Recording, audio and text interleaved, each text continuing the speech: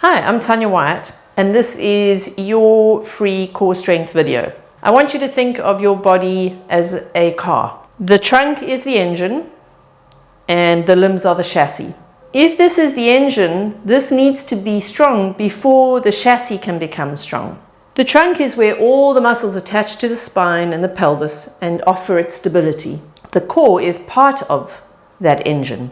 The core sits in the lower part. So what we're going to do through this video is I'm going to give you exercises that are going to strengthen both the trunk and the core so that we start to build you a really strong engine moving forward.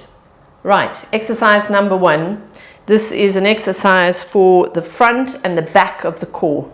You're going to have the hands directly underneath the shoulders and the knees directly underneath the hips. You'll notice that I'm in neutral spine, so always work in neutral spine. I'm never trying to flatten my back, but I'm also not overarching. So I want a little bit of a curvature in my lower back because that is normal. That is neutral spine. I'm going to take a deep breath in here, fill my belly, and then as I exhale, I'm going to pull my belly button towards my spine, but I'm not going to change the position I'm in. I'm still in neutral spine, so I'm not coming out of it as I exhale. I'm staying here. Okay, so I've exhaled now. Now what I'm going to do is I'm going to push down hard on my right hand and my left knee. So 2 opposite points, pushing as hard as I can and making 2 holes through the floorboards. What I'm not doing is moving from where I am. I'm dead still. My shoulders are level, my hips are square. I'm just pushing into the floor as hard as I can. Oh, and then I release and I take a breath in. I stay in neutral spine. I exhale and I push down on the left hand and the right knee. Now, I'm pushing hard into the floor. I'm making a hole through the floorboards. I'm pushing, pushing, pushing. It's an isometric contraction. In other words, there's a hard push. The muscle is contracted. The 2 muscles were working, but there's no movement. In other words, they're not shortening or lengthening. And release. Let me show you what that looks like from the front. I'm on all fours. My knees are open, hip distance apart. My hands are open, shoulder width apart. I'm in neutral spine. My shoulders are level. I take a breath in. As I exhale, I'm pushing down on these 2 points, but nothing else is moving. I haven't shifted away from the leg. I haven't shifted my shoulders so that one is lower than the other. My nose is still down the center of my mat, and I release. Now, if you wanted to make this a little bit harder, you would bring the knees closer together. You could then take the arms a tiny bit wider and you could do the same exercise. Okay? Deep breath in, exhale, pull the belly button to the spine and push down on the right hand and the left knee. Now the brace that I feel every time I do this is a brace through the abdominals into, wraps around the side into the back. So I'm feeling it all the way into that core and I release. If I want to do a more advanced version, I stay in this position with my knees together and my hands wider. I take a deep breath in. I exhale. I push down on the right hand and the left knee. Now, watch me, because what I'm going to do is slide my knee out to the side. I keep my foot on the floor, but you can see there's no change to my position. So I don't do this in order to lift my knee. I stay exactly where I am. My nose is down the center of my mat. I'm pushing hard on the right hand and the left knee, and all I'm doing is sliding my knee out to the side. I'm almost thinking about taking the hips slightly towards the leg that's going up, but just so that it stops me leaning away from it. I can really feel this now. And then I bring it back. No change to my posture. So what I shouldn't see is I shouldn't see you adjust to bring the knee back. I should see from here that there is just no change. I'm going to show you the final advanced version. Deep breath in, exhale. This time I'm going to push on my left hand and my right knee. I still stay down the center of my mat, and instead of keeping my foot on the floor, I bring my foot off the floor and I take the knee up, but I'm still not moving. I'm still in neutral spine. My shoulders are still level. My spine is still in neutral, as I've said. I hammer that point. And everything is exactly the same. I'm bringing it back and there's no change to my posture. Breathe in. I'm going to do it one more time for you on the other side, and I'm going to show you from the front. My knees are together, my hands are apart. I've exhaled. I'm pushing down on my right hand and my left knee. My shoulders are square and level. My hips are square. I'm going to take the right leg out. I'm almost taking the hip slightly to the right in order to counter any possible movement to the left. My nose stays down the center. I can really, really feel this. And I come back with no change to my posture. And I relax. The next exercise we're going to do is for the glutes. So I want you onto your back. You're going to bring your feet next to your butt, but not right on top of it. So give yourself about a foot away from the butt itself, but make sure that the feet are hip distance apart. We always work with the feet hip distance apart. Now you're going to keep the big toes down, so you're going to make sure that those guys are the ones that have got the most pressure on them. I'm going to squeeze my butt. Now, often what happens is that when people squeeze their butts, they do this. They tilt the pelvis in order to squeeze the butt. The pelvis has nothing to do with squeezing the butt. The butt is a muscle, the pelvis is a bone. We don't need to move the bone in order to activate the muscle. You're going to put your hands down, squeeze your butt, push off the big toes, keeping the rest of the foot on the floor and just taking yourself up into a bridge, and then back down again. Keeping the contraction in the glutes. You're going to push off the toes, come up into your bridge, and then back down again. And you're just going to do this around 10 or 12 times.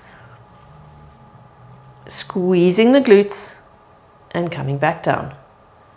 We're always pushing off the big toes, because the minute you drop the big toe into the floor, but you keep the rest of the foot down, you've engaged a little bit of your inner thigh, which immediately also engages the hamstring. So we get a beautiful effect on the back of the leg.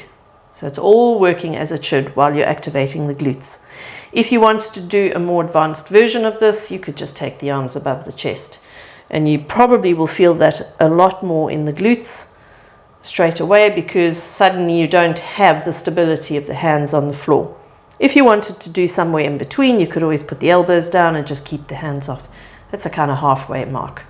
And that's your glutes. The next exercise we're going to do is for the middle back. So we're going to have you lying on your tummy. Your forehead is down. You're going to place your hands somewhere below your shoulder height. You're going to very gently slide the shoulder blades down the back. Then what we're going to do, once we've slid them down, we're just going to lift and rotate the arms away from the body with the thumbs on top. Now we're going to aim for a little bit of height. We're keeping the forehead down on the floor, but we're pushing the sternum forward. We're going to hold that, and then we'll come down. And again, very gently slide the shoulder blades slightly down towards your back pockets. Do not bring them together. Keep the back broad and just think about it as almost elongating the neck. Now I'm going to slide and lift my arms up. So I'm almost feeling that someone's got my pinky fingers and they're pulling them to the sides of the room. I'm pushing my chest forward into the floor. My forehead is still down, but I'm completely relaxed in my neck. And then I come down. Now I'm already feeling this in my middle back below my brow line. So for my male clients, that'll be just under the shoulder blades. You should be feeling it by now. So what we're looking for when the arms are at the sides, the movement that I'm talking about, which is very, very subtle, it just looks like that. So let me show you. That's relaxed. That's engaged. Can you see how subtle that is? Here we go. Relaxed, engaged. They're just sliding this way. So it's almost like I'm lengthening my neck. It's the shoulder blades coming down the back. The next exercise is more about a concept than it is about the actual exercise. If you're a beginner, you can do a plank. It looks like this. If you want to do a more advanced version, you can do the full plank position. You can open up the feet if it's more comfortable for you. When you're in this position, it's important to be in neutral lower back. So again, you're not looking to have a straight lower back, but you're not looking to sink into the lower back either. You want to be in neutral. So you've got the little arch, you're going to squeeze your butt, you're going to pull your belly button gently to the spine, because that is going to support the spine. So a belly button pulled in and butt squeezed will support your lower back. Now, from here, typically when people go into plank, they do this action. And what that tells me is that they're straight away using their chest muscles to help them in the plank position. So what we're going to be doing is we're going to be pulling the chest forward, so the sternum comes forward, but we're not doing that at the same time. Those are two different movements. The lower back stays where it is. All I'm doing is bringing my upper back into neutral. So you can see the change in position. That's rounded and that's open. Now, what might happen here is that you might find that you sink into the shoulder blades. We don't want you doing that. We want you pushing away from the floor so that the shoulder blades are set flat against the back and the chest is forward. And that feels like two opposite movements. It feels quite hard. So my stomach is totally switched on now. I'm feeling my abs unbelievably. The shoulder blades are always flat. You're always pushing away from the floor, but you're not rounding. And that's the difficulty. You've got to keep the chest forward and you've got to push away from the floor. So what we're trying to avoid, once again, is we're trying to avoid that action. When you're in the plank, you don't want to be sinking so that the shoulder blades pop out. You want to stay in that position. My shoulder blades are flat, my chest is forward, so I'm in a completely and utterly neutral position. So if I take that then into a full plank position, it looks like the difference between that and that. Okay? I am in neutral lower back, I've squeezed my belly button, I've squeezed my butt, I have pushed away from the floor with my hands, and I've brought my chest forward. Now that's a plank. You could just do 3 sets of strong holds for as long as you can make it until you start to feel your posture start to go. The last exercise we're going to do is specifically for the transverse abdominis, the deep stabilizing abdominal muscle, the one that gives you your waistline. So you're going to be on your back. You're going to have your feet at least a foot away from your butt. Your feet are hip distance apart. You're going to take 2 fingers of each hand and you're going to stick those fingers into the tissue above the pubic bone.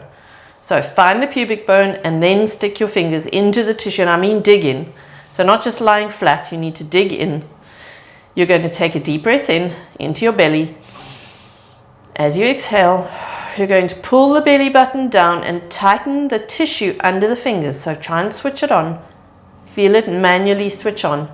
Now, again, we are still in neutral spine. We haven't done that. We haven't tilted. We have remained in neutral spine. All we're doing is pulling the belly button down. My fingers have found that tissue. It's tight under the fingers now. What is happening when I lift one leg is there's no movement in my hips at all. Okay? So what I haven't done when I lifted it is I didn't do, let me move this hand so you can see. I didn't do that. My hip didn't get released. We want the tissue tight under the fingers. We've exhaled, the belly button is pulled down, and then I lift one leg off the floor to 90 degrees, and then I just tap the heel down onto the floor. This tissue is still tight, and I bring it back to 90. And this is my beginner version. That's all I'm doing. Tapping and coming back. So as a beginner, I would likely do around about, or whatever I can manage here, maybe as many as 8 to 10 of them before I switch to the other side. Take a little breather in between. So if you are going to do the beginner version and you take your knee up and now you're going to tap the floor, bear in mind that if you do that, it's harder than if I just do that. So if I'm just going to hinge at the knee, I'm not really going to feel very much. But the minute I move my knee away from my hip, I'm actually going to feel quite a lot in my abdominals. The intermediate version looks like this. I'm going to breathe in. I'm going to exhale. I'm going to dig my finger into the tissue. I can feel it switch on. It's nice and tight now. It's firm underneath my fingers. I'm going to bring one leg up without changing a thing. My hips are square. Now, I'm going to hold on to that tension in under my fingers, and I'm going to bring a second leg up to meet the first one, but nothing has changed. So again, there's no movement in my hips. What you didn't see was me bringing one leg up and then letting go as I brought the second leg up. If you feel that happen, you go back to the beginner version. So here I am bringing up my second leg, then I'm going to take my first leg down, and I'm going to take my second leg down. And again, I'm going to bring my first leg up, so I'm switching sides. I'm going to bring my second leg up. I'm taking the first leg down, and I'm taking the second leg down. The advanced version is both legs together. So I'm going to start again. Deep breath in. Exhale. Pull the belly button down towards the spine. I'm engaged. It's all tight. I'm not letting anything go. I'm slowly lifting both legs off. I'm still in neutral spine. I can still get my hand underneath my back because that's my particular posture. You might be flat, but you're not trying to be flat. And then we go. Pulling the belly button down, keeping it pulled down all the time. Oh, I've got the shakes. You now have 5 really great trunk and core exercises that you can work on. My suggestion would be that you start with 1 set of everything. You just run it through, see how that feels. Start to then bring in a second set. And then you can build in a third set 3 times a week with 3 sets of everything in that session. And it's short, it's only 5 exercises, but that will bring you some fantastic results in terms of trunk strength.